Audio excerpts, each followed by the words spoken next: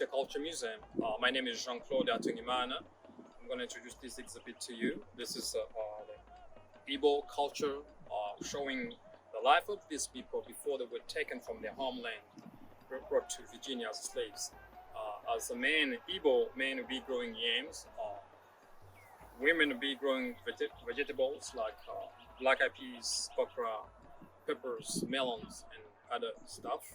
And they'll be teaching kids skills. Like the boys, when they are old enough, they'll be moving in their dad's house to learn how to become a man.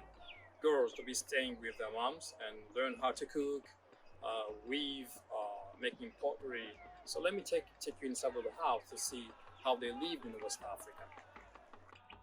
So the way they build their homes, they use clay. You know, they live in a tropical rainforest, it's hot, and the clay is a good insulation.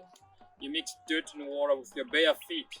The only way to feel the consistency of the mud, you're gonna make mud balls, then slap the mud one layer at a time. Let it dry, you keep adding more layers.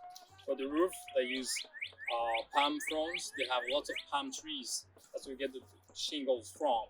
You lay one at a time, and you overlap until you do the whole roof. And see the way the roof it's extending. It's a big overhang to keep the rain off walls.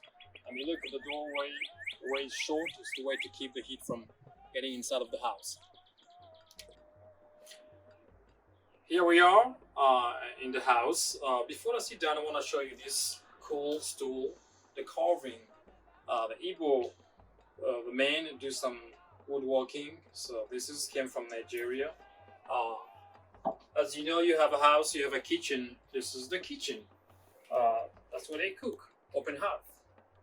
During the rainy season, they cook inside of the house. In the dry season, they cook outside the house. This is what they use for cooking. Clay pot. This is a mortar and pestle, one they use for crushing grains. You know what that is? It's a fan. It can keep your fire going on. It can cool you down. You have shelves. They do have shelves like this. That's when you store your clay pots, your spoon, other stuff you want to keep, close to you when you're cooking. To my left, you guys have a closet. They have basket for storage. You have a bed. They have a mud bed. Look hard, but that's what they use too. For caution, they use mats and animal skin. Who doesn't like music? Today we have a couple of instruments. This is the echo drum. It's one solid piece, hollow, and they use this for communication, and it sounds like.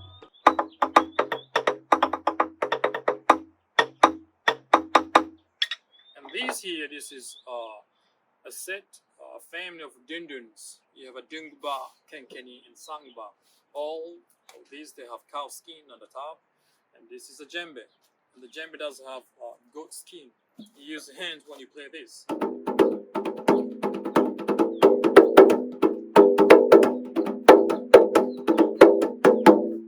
And these use drumsticks, and they sound like.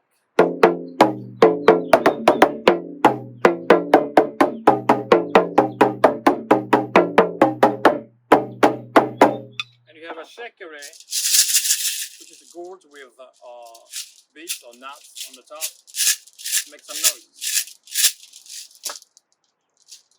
As you know, we celebrate weddings, funerals.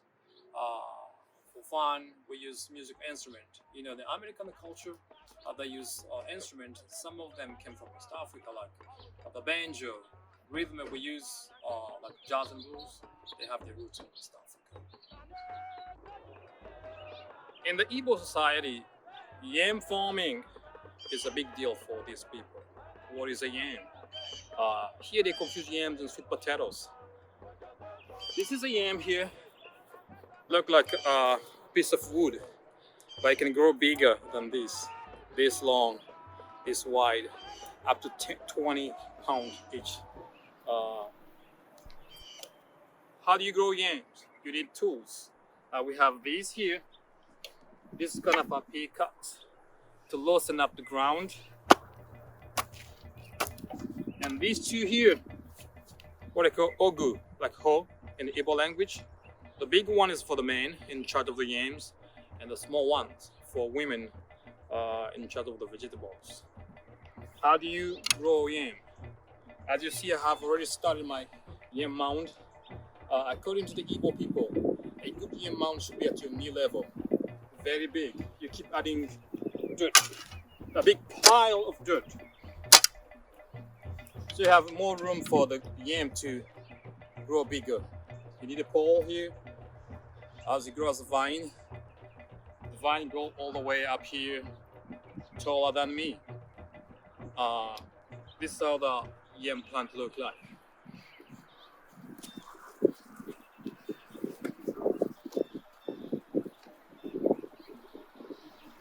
And here in this society, that we measure your wealth by a number of yams produced on your farm. These people, the Igbo we talk about, this is one of the group who represent here the museum that came here against their will.